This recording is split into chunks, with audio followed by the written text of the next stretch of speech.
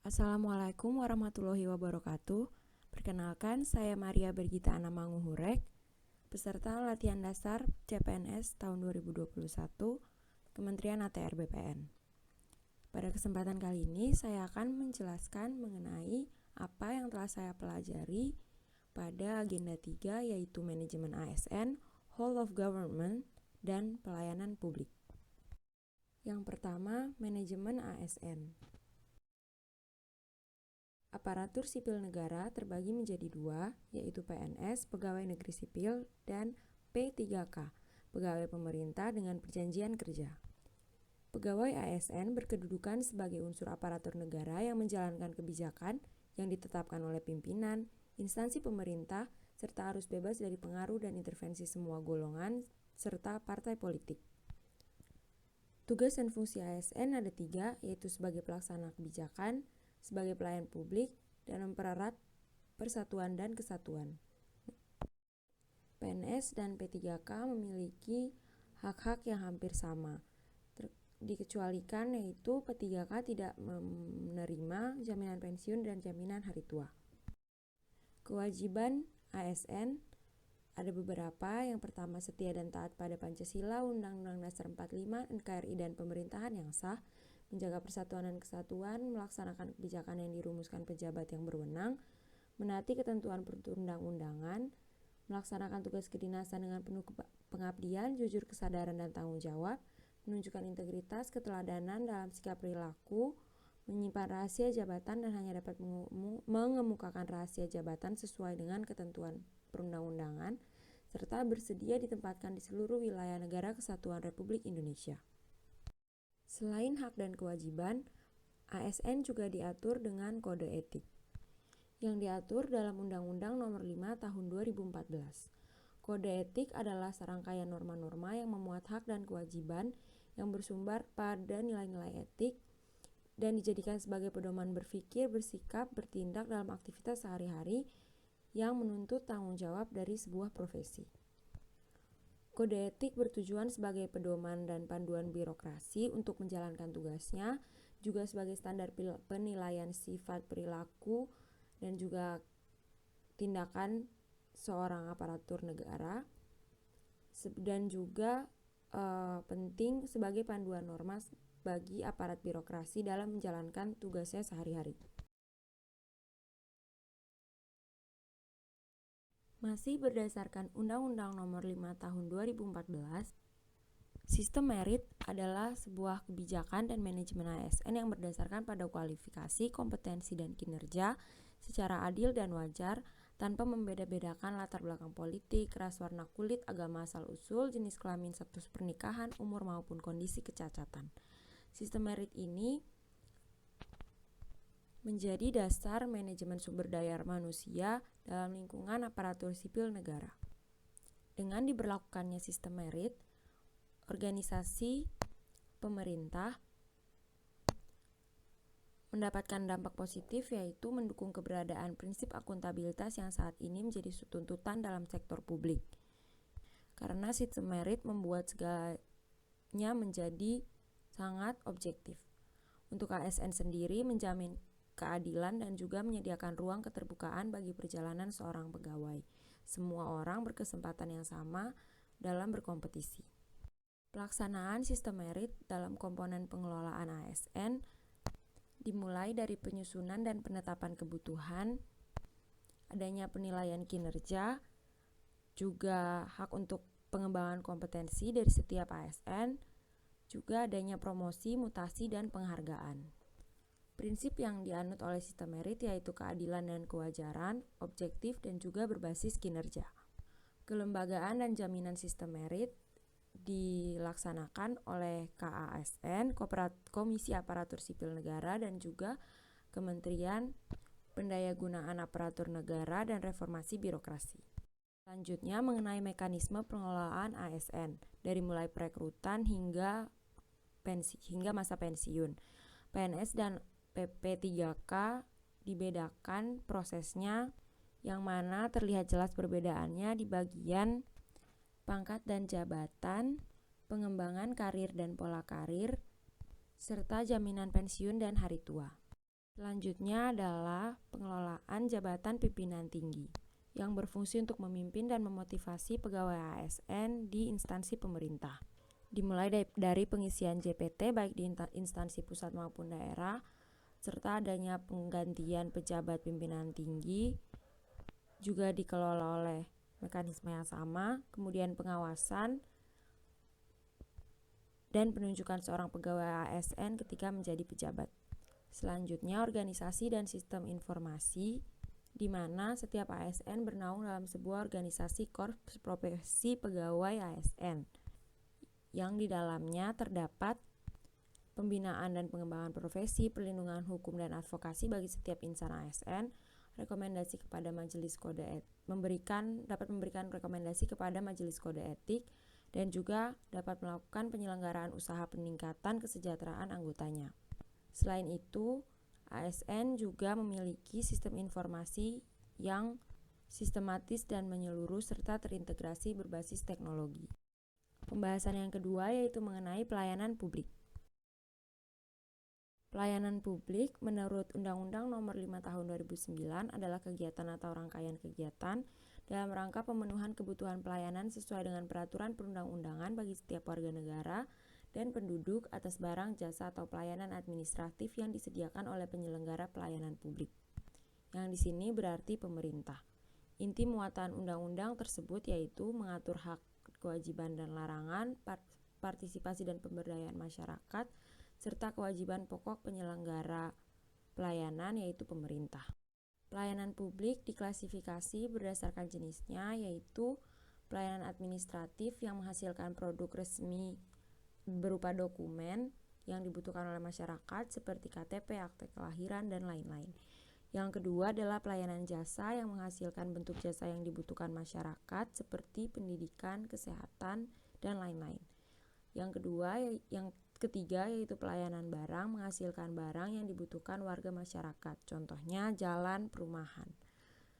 Yang terakhir yaitu pelayanan regulatif melalui penegakan hukum dan peraturan perundang-undangan ataupun kebijakan publik. Jenis-jenis pelayanan umum juga dapat dibagi berdasarkan pangsa pasar, tingkat keberwujudan, keterampilan penyedia jasa, dan tujuan organisasi. Yang pertama, berdasarkan pangsa pasarnya merupakan jasa kepada konsumen akhir atau end user ataupun bagi konsumen organisasional.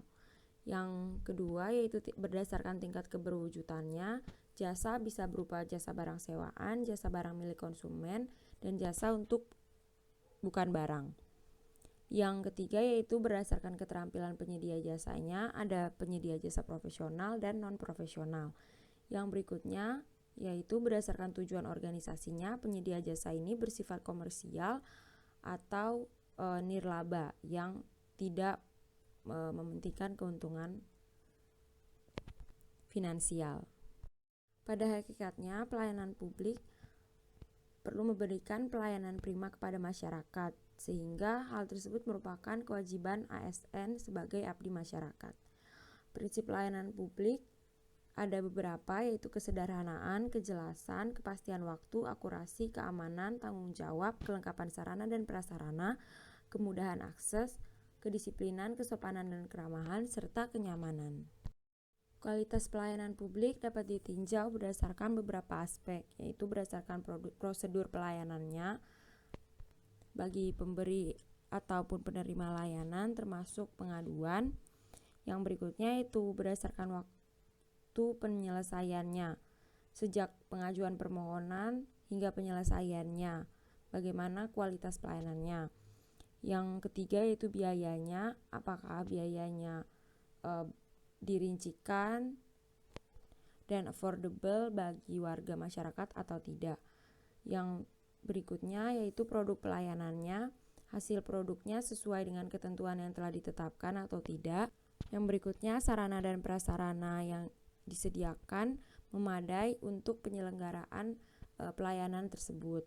Berikutnya kompetensi petugasnya, pemberi pelayanannya sesuai dengan kapasitasnya berdasarkan pengetahuan dan keahliannya atau tidak. Untuk mendapatkan pelayanan publik yang prima, terdapat beberapa prinsip, yaitu responsif terhadap pelanggan atau memahami kebutuhan pelanggan. Yang kedua yaitu membangun visi misi pelayanan, sehingga menyadari bahwa sebagai pelayan publik tentunya yang dilakukan adalah pelayanan kepada masyarakat. Yang ketiga, menetapkan standar pelayanan dan ukuran kinerja pelayanan. Yang keempat, memberikan pelatihan dan pengembangan pada pegawai yang terkait untuk pelayanan yang lebih baik. Selanjutnya yaitu memberikan apresiasi kepada pegawai. Pelayanan yang prima berorientasi pada adanya harga diri atau self-esteem, hasil yang dicapai melampaui harapan atau exceed expectation, berorientasi pada pembenahan atau recovery, sehingga selalu melakukan evaluasi dari kinerja sebelumnya. Yang kedua yaitu selanjutnya yaitu memiliki wawasan ke depan, visioner. Selanjutnya itu berorientasi pada peningkatan atau perbaikan, improvement. Selanjutnya yaitu perhatian terhadap kualitas, sehingga kualitas hasil pelayanan selalu terjaga. Yang terakhir yaitu orientasi pada pemberdayaan atau empowerment. Langkah strategis yang dapat dilakukan dalam peningkatan pelayanan publik. Yang pertama, membangun kesadaran melayani bagi aparatur, sehingga setiap aparatur menyadari tugasnya sebagai pelayan publik. Yang kedua yaitu membangun kesadaran masyarakat yang merupakan konsumen pelayanan publik untuk menyampaikan saran atau pengaduan mengenai pelayanan masyarakat yang mereka peroleh. Selanjutnya yaitu memberikan reward dan punishment yang seimbang. Yang keempat, mengadakan kompetisi pelayanan untuk instansi yang memberikan pelayanan sejenis. Yang kelima, melaksanakan perbaikan mutu pelayanan publik dengan menciptakan standar pelayanan umum. Selanjutnya, materi yang ketiga yaitu Whole of Government. Whole of Government atau WOG pada dasarnya adalah pendekatan fungsi dalam ruang lingkup koordinasi yang lebih luas untuk mencapai tujuan bersama dalam pembangunan kebijakan, manajemen program, maupun pelayanan publik. Cara melaksanakannya yaitu dengan memberi respon yang terintegrasi antara satu instansi dengan instansi yang lain kepada permasalahan masyarakat. Yang kedua, menghilangkan sekat sektoral. Yang ketiga, adanya kerjasama antar instansi pemerintah. Yang keempat, kolaborasi, koordinasi, dan yang keenam, sinergitas. Manfaat WOG yaitu efisiensi, sharing informasi, lingkungan kerja, daya saing, akuntabilitas, koherensi, dan kebijakan. Memiliki kebijakan yang lebih sinergi antar satu dan yang lainnya. Selanjutnya, WOG juga mengurangi biaya dan pemborosan, serta mengurangi adanya duplikasi pekerjaan. Selain itu juga inkonsistensi dalam pemberian kebijakan dan juga informasi yang diberikan kepada masyarakat. Kemudian waktu penyelesaian menjadi lebih cepat untuk layanan-layanan tertentu. Namun dalam pelaksanaannya WOG memiliki berbagai tantangan, yaitu yang pertama kapasitas SDM dan institusi yang tidak sama, sehingga terjadi perbedaan yang sangat signifikan ketika melakukan sebuah pekerjaan bersama. Selanjutnya yaitu nilai dan budaya organisasi.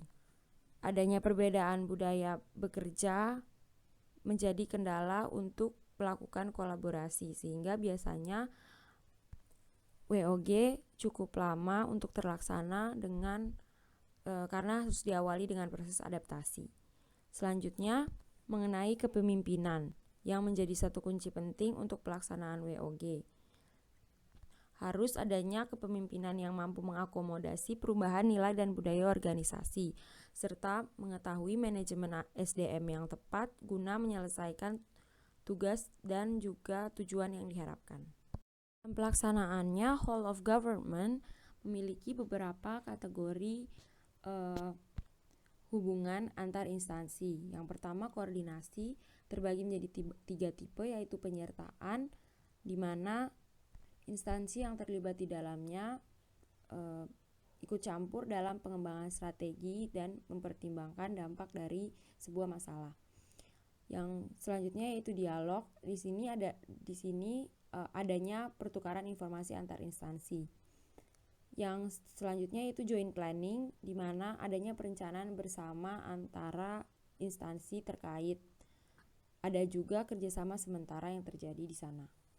Selanjutnya yaitu kategori integrasi, di mana adanya joint working, kolaborasi sementara antar instansi-instansi terkait.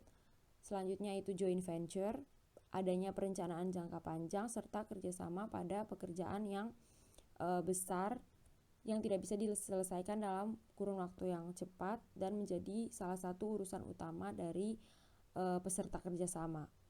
Selanjutnya yaitu satelit, memiliki instansi-instansi yang berada di dalamnya itu berintegrasi dengan memiliki entitas yang masih terpisah, namun dimiliki bersama dan dibentuk sebagai mekanisme integratif dalam penyelesaian sebuah masalah. Selanjutnya yaitu kategori kedekatan dan pelibatan, ada 3 tipe juga, yaitu yang pertama aliansi strategis, adanya perencanaan jangka panjang, kerjasama pada sebuah isu besar yang menjadi urusan utama salah satu peserta kerjasama. Selanjutnya yaitu union, adanya unifikasi resmi, dan namun identitas masing-masing masih nampak. Yang paling terakhir yaitu merger, di mana sebuah isu membuat adanya penggabungan antara instansi ke dalam sebuah struktur yang baru. Untuk contoh kategori dan tipe hubungan, saya berikan contoh dalam hal ini sebagai tim gugus tugas reforma agraria kabupaten maupun provinsi yang saat ini dibentuk di seluruh Indonesia. Tim ini merupakan entitas terpisah, bukan merupakan milik salah satu instansi, namun merupakan pekerjaan besar dari BPN, sehingga menggandeng beberapa instansi. Namun di sini kepala daerah menjadi ketuanya dan dianggotakan oleh berbagai kepala dinas, berbagai pimpinan dinas-dinas terkait seperti Dinas Pertanian, Kehutanan, Perkebunan, Perindustrian, Transmigrasi, dan lain-lain dalam hal mencapai kesepakatan untuk menemukan tanah potensi TORA di wilayah tersebut. Menurut saya dengan koordinasi ini, hubungan ini adalah hubungan integrasi dengan tipe satelit. Sekian presentasi dari saya. Terima kasih.